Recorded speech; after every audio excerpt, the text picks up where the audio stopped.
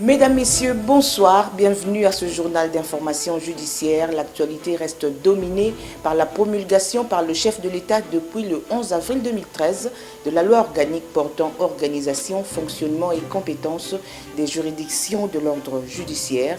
Une loi très attendue par les justiciables, mais son application tarde encore, faute d'infrastructures dans certaines juridictions. Dans ce journal, Freddy Mansois vous réserve la pertinence de cette loi qui abroge l'ancienne dans toutes ses dispositions. Et notre invité du journal, Guilain Mouéou Kaouzi, premier substitut du procureur près le parquet de grande instance de Kinshasa-Gombe, nous donne son point de vue sur les innovations que contient cette loi.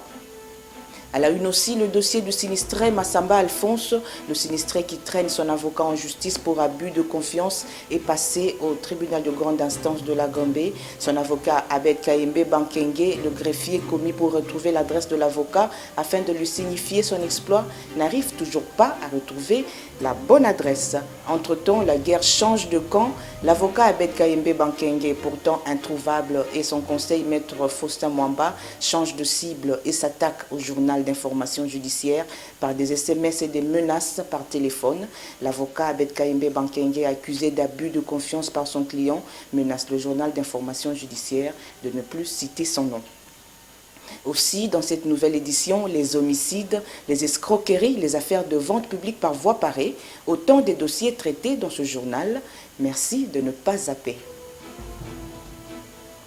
Je vous le disais dans les titres, le président de la République a promulgué le 11 avril 2013 par le président de loi sur l'organisation, le fonctionnement et compétences des juridictions de l'ordre judiciaire en République démocratique du Congo. Cette loi dispose par exemple qu'à l'installation de la Cour de cassation, toutes les affaires pendantes à la Cour suprême de justice et à la Haute Cour militaire seront automatiquement transférées à la Cour de cassation. D'autres détails de la loi dans ce papier signé Freddy Mansois. Publiée par ordonnance-loi signée par le chef de l'État le 11 avril 2013, la loi sur l'organisation, le fonctionnement et les compétences des juridictions de l'ordre judiciaire ne s'étend pas aux juridictions militaires. Subdivisée en 3 parties, elle traite premièrement du personnel judiciaire, c'est-à-dire des magistrats, des juridictions de l'ordre judiciaire, les agents de la police judiciaire, des parquets et d'autres agents des cours et tribunaux et du ministère public. La deuxième partie est consacrée à la compétence judiciaire des cours et tribunaux en matière répressive, civile, commerciale et sociale. Il y est défini les compétences spéciales de la Cour de cassation. La troisième partie enfin traite des dispositions transitoires où il n'existe pas encore des tribunaux de travail ou de commerce. Cette ordonnance met surtout en lumière le rôle de la Cour de cassation.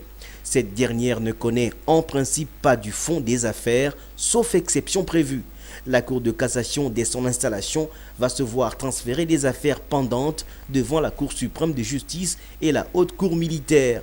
C'est aussi à la Cour de cassation où peuvent désormais être jugés les membres du Parlement, du gouvernement autres que le Premier ministre. La Cour de cassation connaît, entre autres, des pouvoirs pour violation des traités internationaux. Enfin, ce qu'il faudrait noter également dans cette ordonnance, là où ne sont pas installés les tribunaux de paix, du travail et de commerce, les tribunaux de grande instance sont compétents pour traiter ces matières à travers les chambres spécialisées. Cette ordonnance-loi insiste également sur l'impartialité des membres des cours et tribunaux pour éviter la familiarité avec les parties. Voilà un grand pas sur le renforcement du rôle de la justice, pourvu que les magistrats fassent librement leur travail sans recevoir sur la tête des coups de marteau des ennemis de la justice. Acteur politique, Benoît Yulama a été condamné à 12 mois d'emprisonnement pour homicide involontaire. Motif, la mort par accident de Trésor Bangala, étudiant à l'Unikin. Un décès occasionné par la Jeep de Yulama. Non content, Yulama va en appel pour contester sa condamnation, mais la partie adverse appelle le tribunal de grande instance de ne pas fléchir. Thérèse Massengou, Georges Ganou pour le reportage. C'est que moi, personnellement, je l'ai dit à la dernière question, autre chose à déclarer, que sa version était partielle. Et j'étais confrère, arrêté et amené ici dont la voiture personnelle qui utilise le général Monga pour le service de l'État, comment mener avec les gardes de Monga et lui à l'intérieur. Il ne vous l'a pas dit. Les faits remontent au mois de novembre 2011 au croisement des avenues Dodoma et Willery dans la commune de Lingwala. Une Jeep appartenant à Benoît Yulama va heurter une voiture.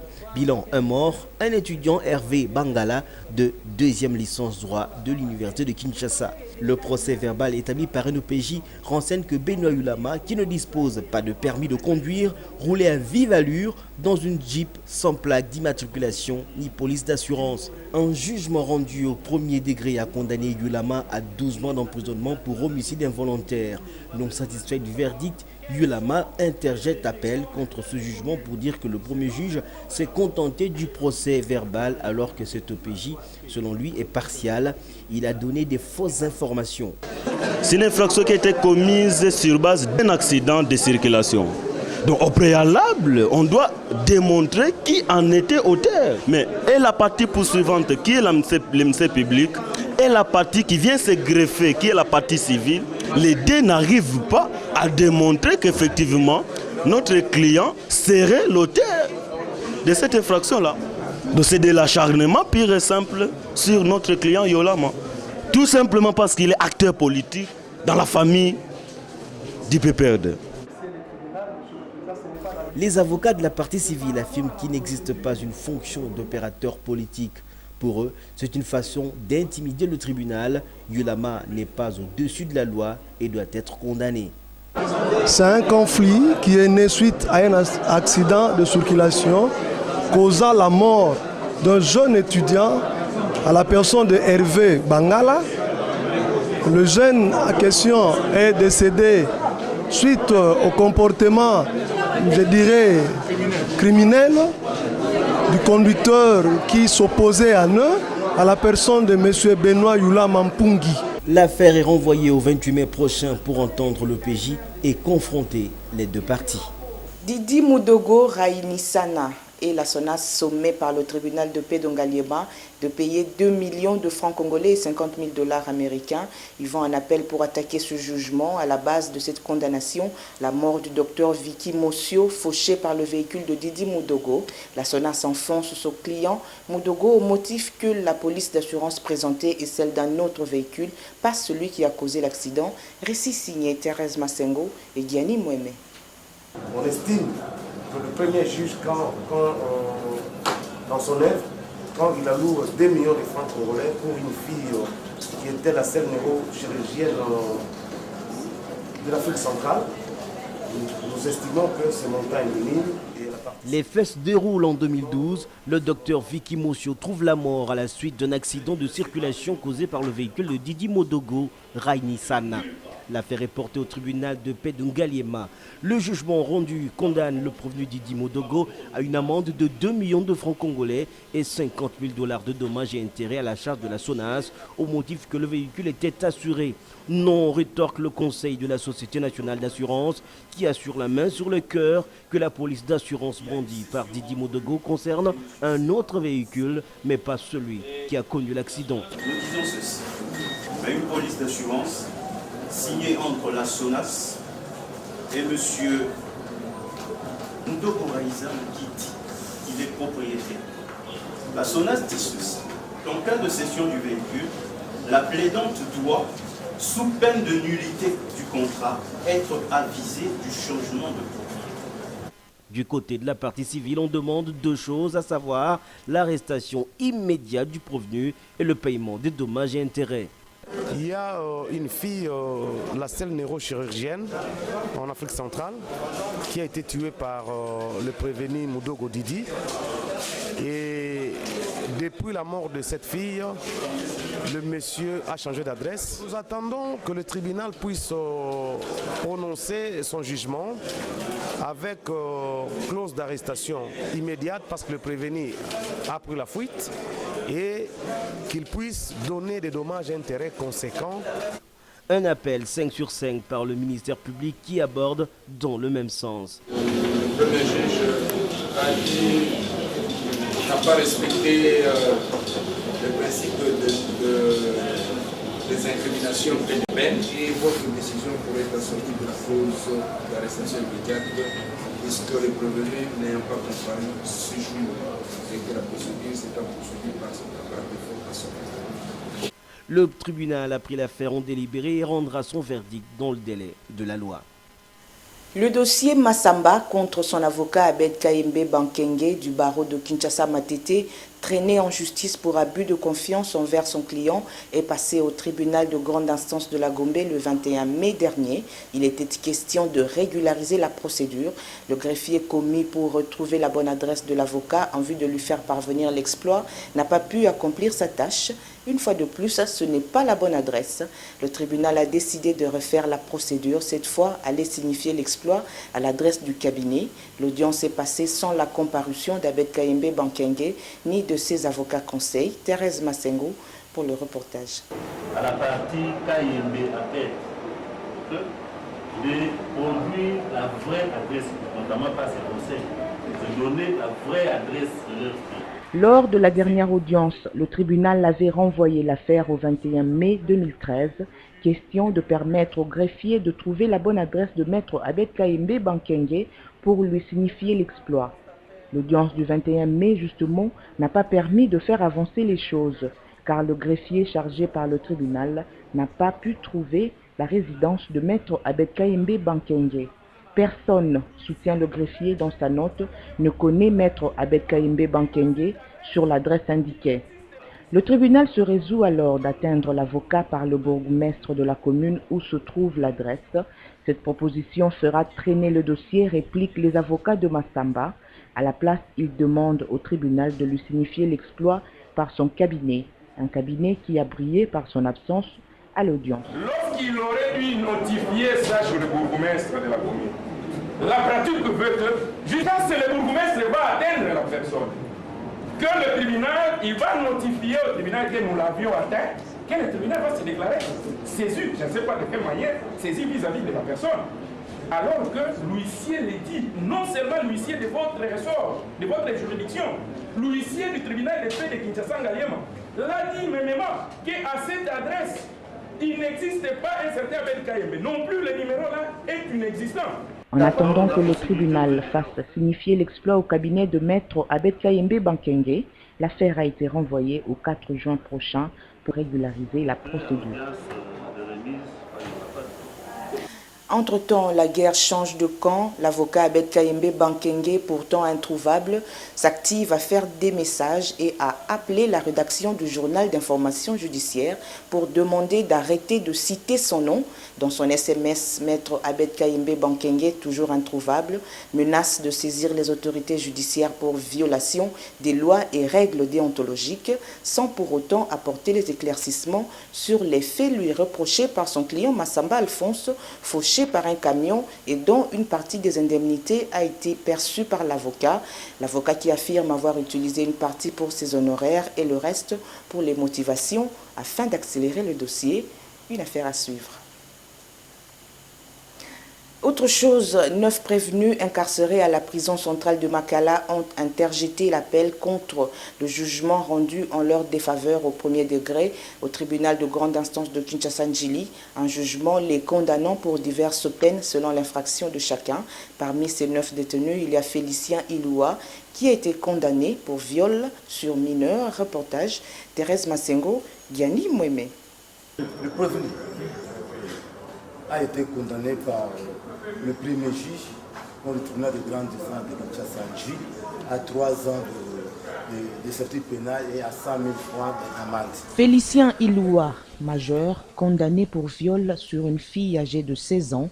Le tribunal de grande instance de Njili condamne Félicien pour 3 ans de servitude pénale principale et au paiement de 100 000 francs congolais. Non satisfait par le verdict, le prévenu, par son conseil, soutient que le jugement a été rendu par défaut. Le premier juge s'étant basé sur des suppositions, non seulement au sujet de l'âge exact de la fille, mais aussi sur la relation entre le prévenu et la partie civile, laquelle, selon la défense, était fiancée à Félicien Iloua. Il y a mal jugé manifeste, c'est ça l'essence de l'appel.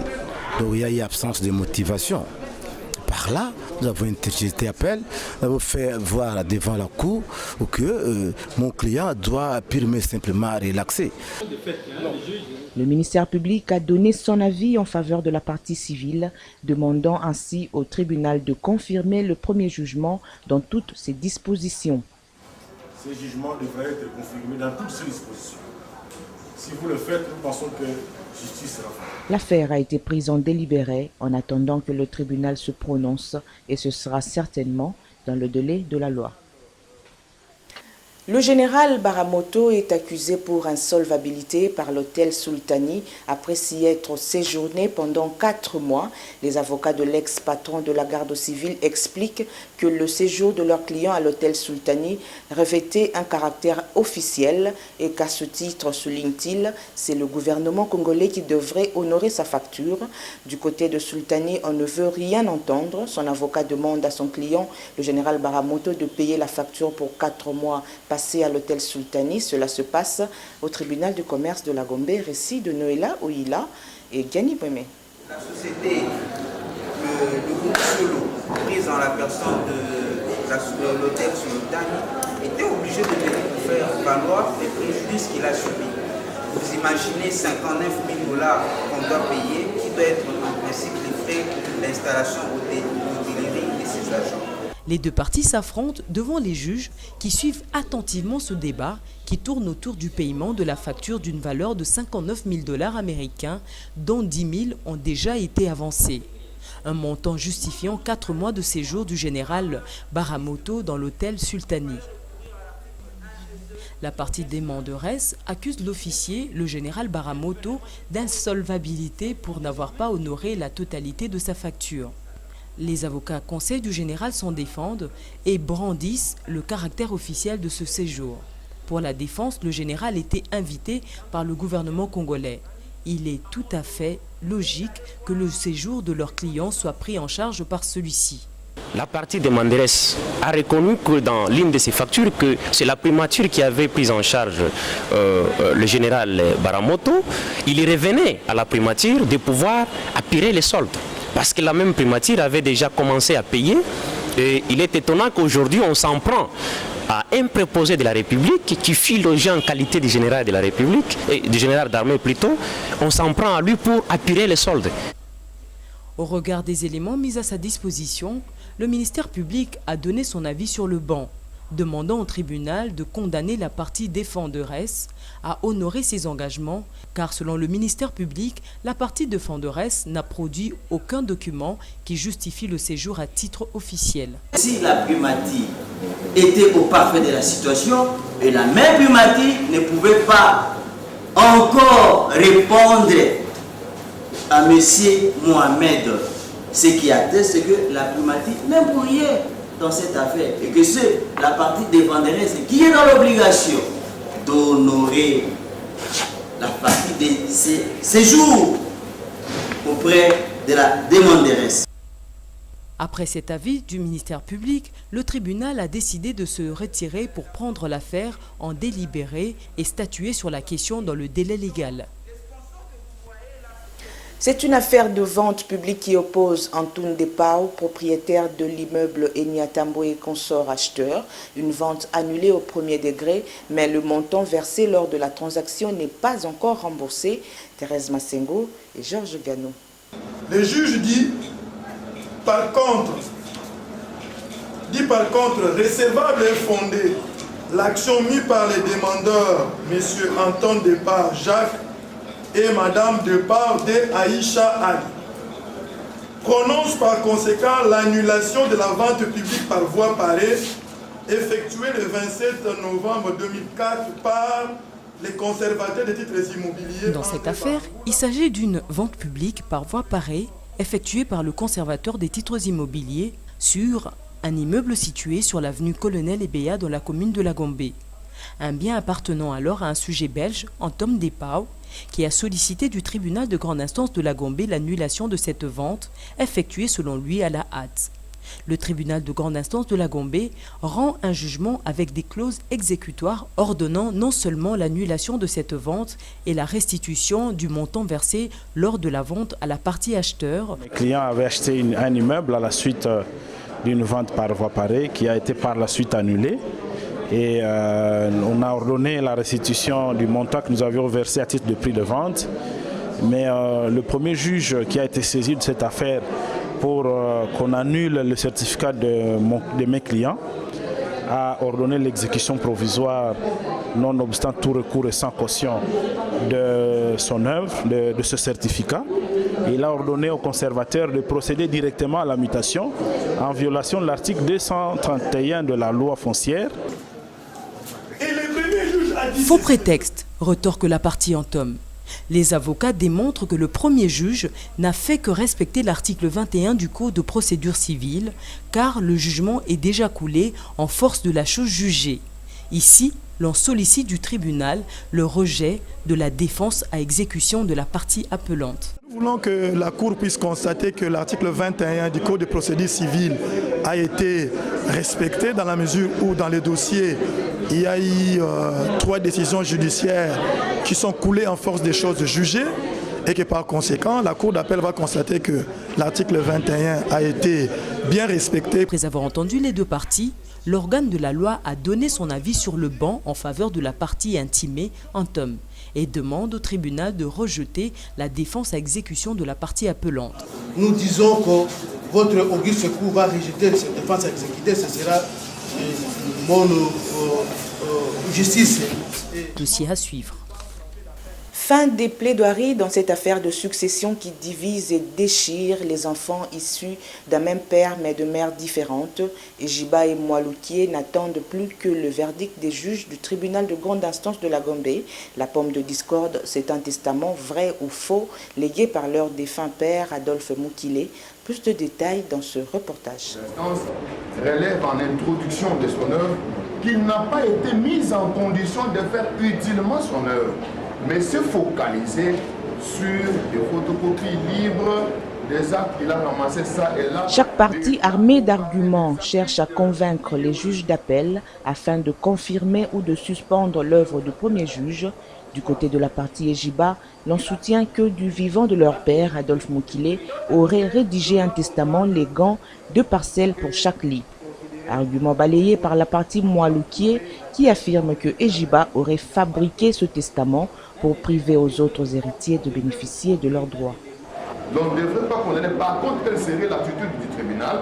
L'attitude du premier juge devrait consister à dire que s'il ne pouvait pas prendre en compte tous les moyens évoqués par le prévenu et ne s'asseoir que sur la fille de l'expert, les tenants peuvent néanmoins se dire que puisque l'expert dit qu'il n'a pas été mis en condition, lui-même évoque des situations douteuses. Selon eux, le premier juge n'a pris en compte que les éléments d'accusation de notre client, qui n'a pas tenu compte de leurs éléments. Après les plaidoiries, les deux parties se préparent pour remettre les conclusions au tribunal et attendre la position finale, chacun espérant ainsi rentrer dans ses droits. Le juge a la latitude, dans son intime conviction, de devoir, parce que nous sommes en appel, de confirmer totalement ou infirmer aussi totalement ou partiellement selon les cas l'œuvre du premier juge qui est attaqué aujourd'hui dans le présent appel.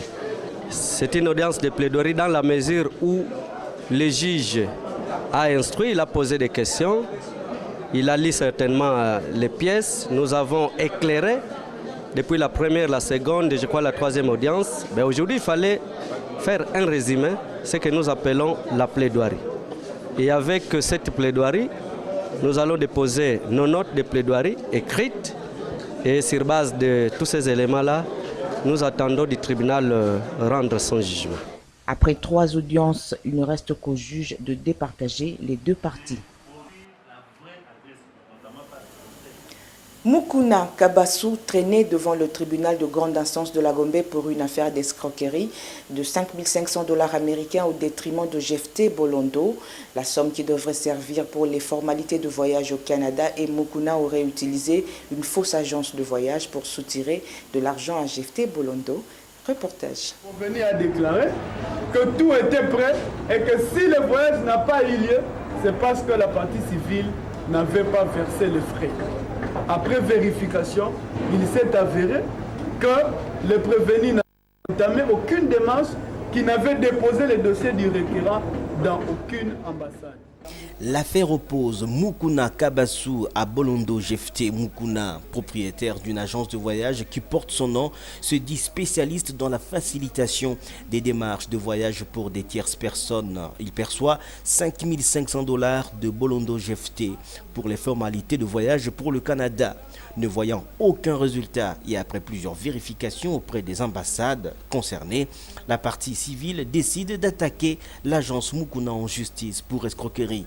Le prévenu Mukuna, condamné au premier degré pour 6 mois de prison pour infraction d'escroquerie et 2 000 $ d'amende et intérêts, va en appel contre ce jugement car selon lui, le premier juge n'a pas motivé sa décision.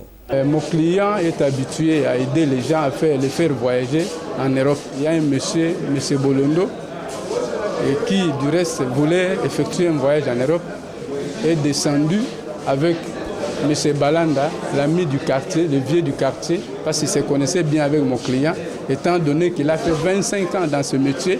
C'est ainsi qu'il est venu voir mon client, accompagné de M. Balanda.